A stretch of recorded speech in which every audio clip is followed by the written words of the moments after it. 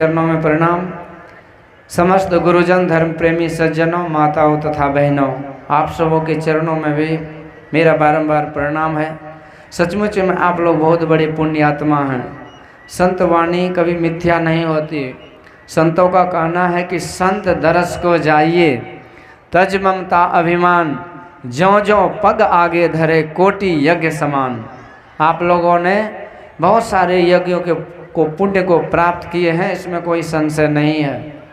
अभी जो है हम लोग ये सत्संग के अंतिम बेला के सत्संग में बैठे हैं। वैसे सत्संग का कोई अंत नहीं होता है। हरि अनंत हरि कथा अनंता, कहि सुनई वो विधि सब संता। वो परमात्मा अनंत है, आनंद के भंडार है, वह पूर्ण रूपेण पूर्ण है। पूर्णता में किसी चीज़ की कमी नहीं रहती है। पूर्णमदः पूर्णमिदं पूर्णात् पूर्णमुदच्यते पूर्णस्य पूर्णमादाय पूर्णमेवावशिष्यते।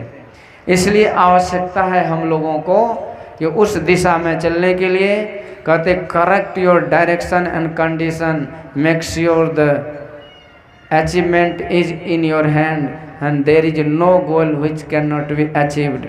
कहते हैं अपने दिशा और दशा को सुधार लीजिए तो दुनिया में ऐसा कोई लक्ष्य नहीं है जिसको आप प्राप्त नहीं कर सकते हैं। हम लोग हकीकत में यात्रा तो कर ही रहे हैं, कोई रुके हुए थोड़ी रहते हैं। नदियाँ चले चले रे धारा, चंदा चले चले रे तारा, तुझको चलना होगा। जो भी रुका गिर गया वो भंवर में, नाव तो क्या बह जाए किनारा। बड़ा ही तेज समय की ये धारा, तुझको चलना होगा। तो कोई रुके हुए नहीं है। तू न चलेगी तो चल देगी राहें, मंजिल को तरसेगी तेरी निगाहें, तुझको चलना होगा। तो संत महापुरुष कहते चलना तो होगा ही, चलने का नाम ही जीवन है। इसलिए कहते संसरति इति संसार, ये संसार सरक रहा है, खिसक रहा है, इसीलिए तो इसका नाम संसार है। जीवन चलने का नाम है, इसलिए हम लोगों को चलना ही पड़ेगा।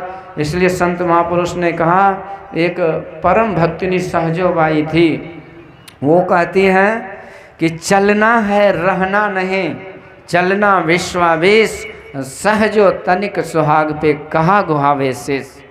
जब हमें चलना ही है तो सेलेक्ट द प्रॉपर पैथ। संतों ने कहा सही रास्ता चुनो। दो मार्ग है जीवन में चलने के लिए, दो ट्रेनें हैं। एक तो मुक्ति के पथ पर ले जाने वाला है और दूसरा नरक में गर्क में गिराने वाला है।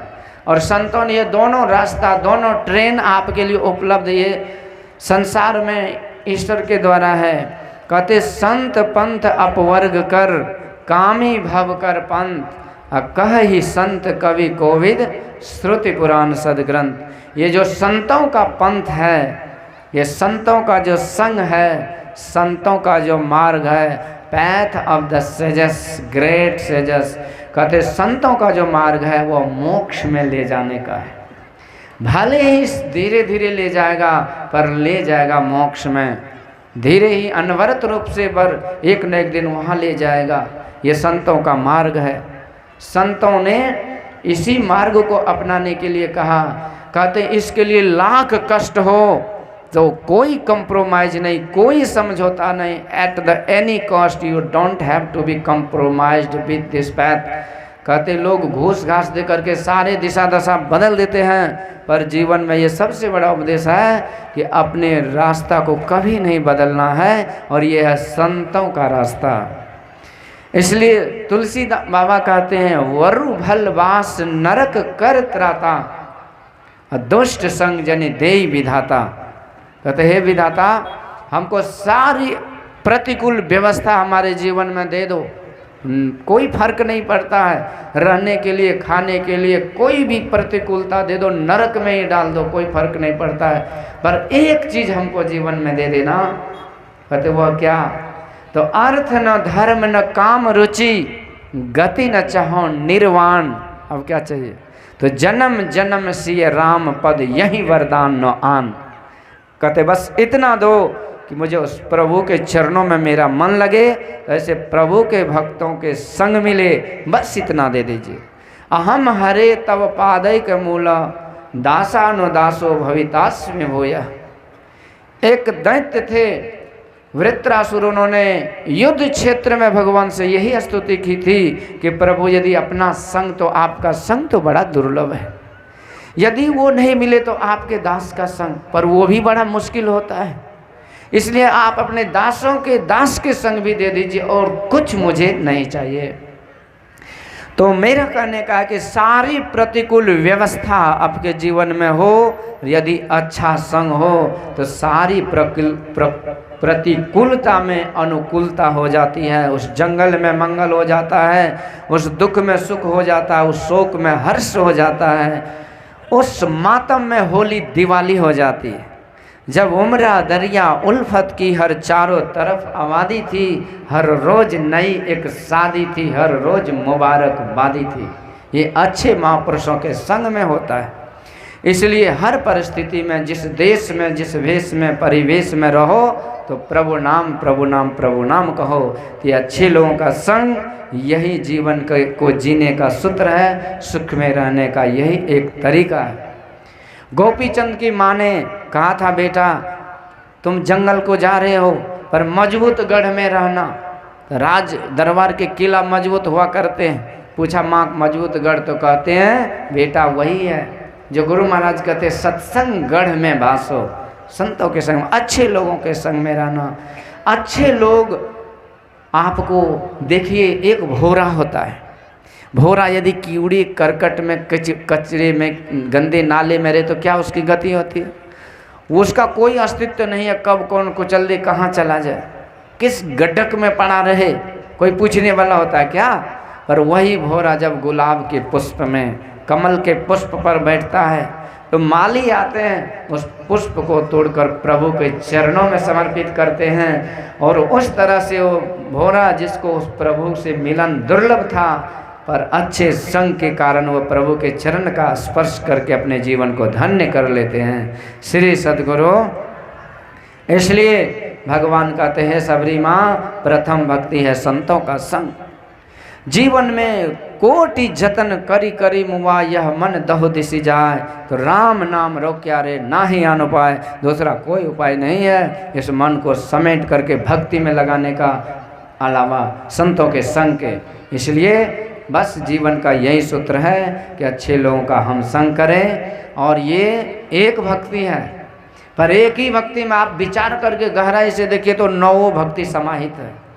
संत का की परिभाषा में जाइए तो संत अनंत है, संत की महिमा अपरंपार है। और ऐसे संत अच्छे अच्छे लोगों का संग करेंगे तो संतों के संग में विवाह, शादी, नाच, नटंगी, सिनेमा, थिएटर की बात थोड़ी होती है। संतों के संग में तो कथा प्रसंग ही होगा। जो भी बोलेंगे, कहो सो नाम, सुनो सो सिमरन, खाओ पियो सो सेवा, हर चीज में उसकी भक्ति आपको मिलेंगे। आप भोजन करते तो नमक बोलते, संत महापुरुष राम रस बोलते हैं। आप कुछ करते हैं तो हर चीज में आओ भाव परिभाव, हर चीज में उस प्रभु का नाम से हमें जोड़ता है। उसी संत के संग में रहने से प्रभु की महिमा को सुनते हैं तो हमारे मन में तो जिज्ञासा होती है कि जिस प्रभु की इतनी बड़ी महिमा है, जिसकी इतनी बड़ी कृपा हमारे ऊपर है, तो हम क्यों ना उसकी प्राप्ति करें। मुझे तुमने दाता बहुत कुछ दिया है, तेरा शुक्रिया है, तेरा शुक्रिया। तो क्यों ना उनकी शुक्रिया अदा करें। तो कैसे करें? तो संत लोग कहते जप लो, जुक्ति लेते हैं। माँ सबरी के बारे में देखिए, माँ सबरी एक जन्म में खिखिरनी थी, संतों का जूठन खाती है, प्रॉफिट देखिए तो राजकुमारी बन गई। आप बहुत कुछ दान पुण्य करते हैं। अब मान लीजिए हमारे ओम प्रकाश बाबू बहुत सारे दान मंदिरों में, ट्रस्टों में जहाँ तक कर सकते थे, पर ये ज्ञान यज्ञ कराए तो इसका क्या महत्व है? आप धन दीजिएगा, धन मिलेगा, मकान दीजिएगा, मकान मिलेगा, कपड़ा दीजिएगा, कपड़ा मिलेगा, और दवाई दीजिएगा, पानी दीजिएगा, भोजन दीजिएगा, जो दीजिएगा वो मिलेगा, ये 100% श्योर है। परंतु क्या चीज़ दीजिएगा कि सुंदर मनुष्य चोला मिलेगा? तो यही है सत्संग भजन। ये भक्ति भजन करने से ही ये चोला मिलता है, संतों के संग। आज वो खिकिरनी बन गई राजकुमारी, दुनिया में इससे बड़ा लाभ क्या हो सकता है? और राजकुमारी बन के जब सत्संग करी तो बन गई माँ सबरी, और माँ सबरी बन के जब सत्संग करी तो तजी योग पावक देह हरिपद लीन भई जा नहीं फिरे। वो परम प्रभु परमात्मा के उस चरण में, उस लोक में चली गई जहाँ सपने में भी दुख, अशांति, वियोग, क्लेश, पाप, ताप, संताप कुछ भी नहीं होता है। सदैव बसंत ऋतु बहार होता है। तो ये संग का प्रभाव है। एक जन्म में एक राजा थे भरत, जिसके नाम से हमारे देश का नाम भारतवर्ष पड़ा। बहुत बड़े सम्राट थे, सब राजाओं के राजा। चौथे पन में वो गंडकी नदी के तट पर जाते हैं, आश्रम, पुनः आश्रम में तप करने के लिए। ये दिखाते हैं हमारे पूर्वज जिसके घर में हम रहते हैं, जिस देश में, वो ऋषि थे, वो तपस्वी थे। पर हम लोग को शर्म आती है सत्संग भजन करने में। बाकी चीज़ में कोई शर्म नहीं होता है, पर संत महापुरुष का तो इसमें शर्म यदि नहीं करिएगा तो आपको शर्मिंदगी नहीं झेलनी पड़ेगी। क्योंकि आपके पास जो इज्जत परमात्मा ने दिया, वो इज्जत दुनिया में किसी को नहीं मिला है। क्योंकि मनुष्य शरीर का मतलब ही कि हम इज्जत में हैं। यदि हम इस शरीर के द्वारा परमात्मा के कथा सत्संग में जाकर के उनकी इज्जत को बढ़ाएंगे तो हमारा इज्जत बरकरार रहेगा। श्री सतगुरु। एक भिखारी राजा के पास आता है, ठंडी था, कांप रहा था। राजा ने एक चादर दिया, भिखारी की ठंडी चली गई। पर कुछ दूर गया भिखारी तो नाक में जो गंदगी था उस चादर से पोंछ लिया। राजा को गुस्सा आई, कहते मंत्री जी इससे चादर छीन लो, अब भोटिया उड़ा के 4 डंडा दे के भगो इसको, चादर का अधिकारी ने। इसी तरह परमात्मा ने अनमोल शरीर दिया, पर इससे हम भक्ति भजन करें, ये शरीर बार बार मिलता रहेगा। मेरा कहने का मतलब है कि राजा भरत को चौथे पन में जब जंगल गए तप करने तो एक मृगा से संग हो गया। दुर्भाग्य से इसका मन भक्ति भजन से छूटकर मृगा के संग लग गया।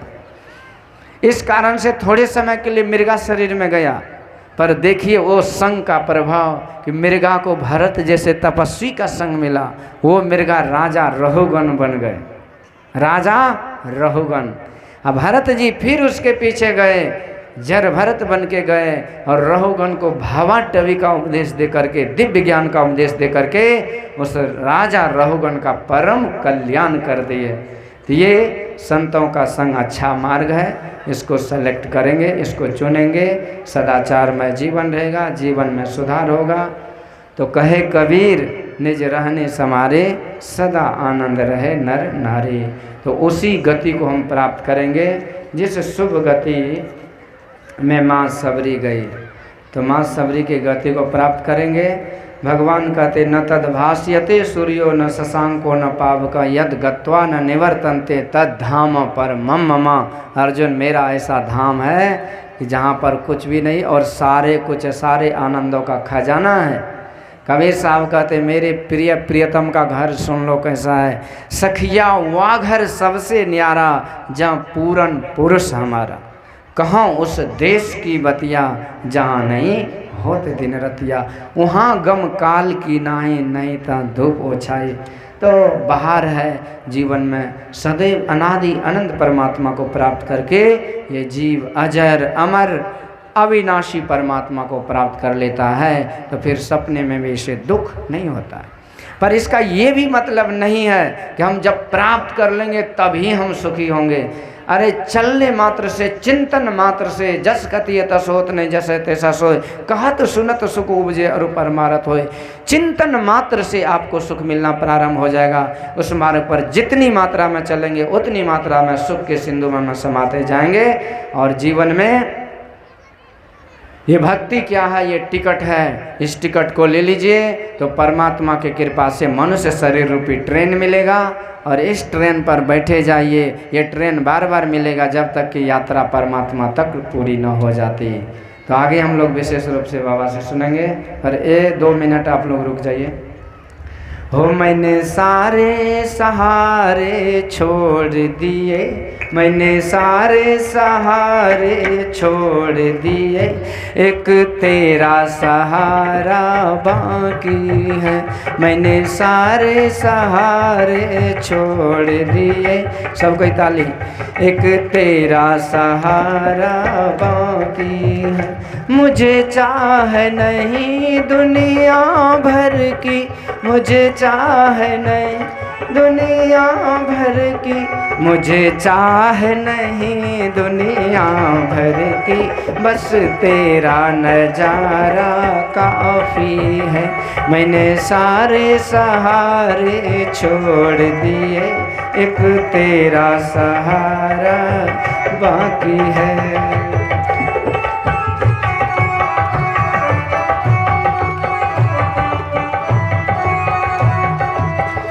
तेरी चाहत में जग छूट गया, पर तू क्यों मुझसे रूठ गया।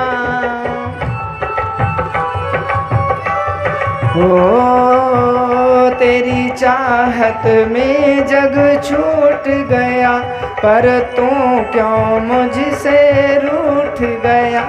मैं डूब रहा भव सागर में, मैं डूब रहा भव सागर में, बस तेरा नजारा काफ़ी है। मैंने सारे सहारे छोड़ दिए, एक तेरा सहारा बाकी है।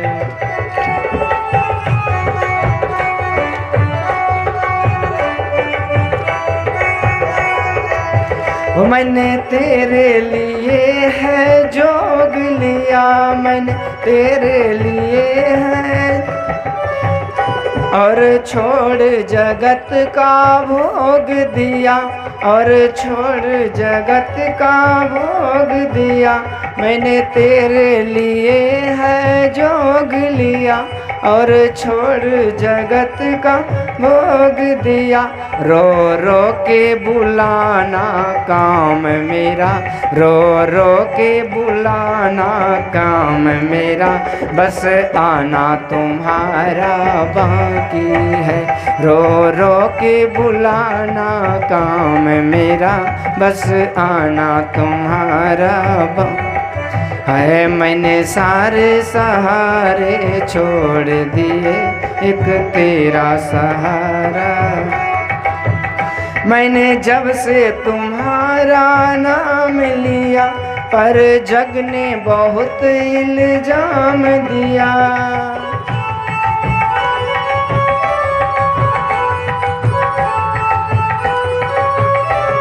ओ मैंने जब से तुम्हारा नाम लिया, पर जग ने बहुत इल्जाम दिया।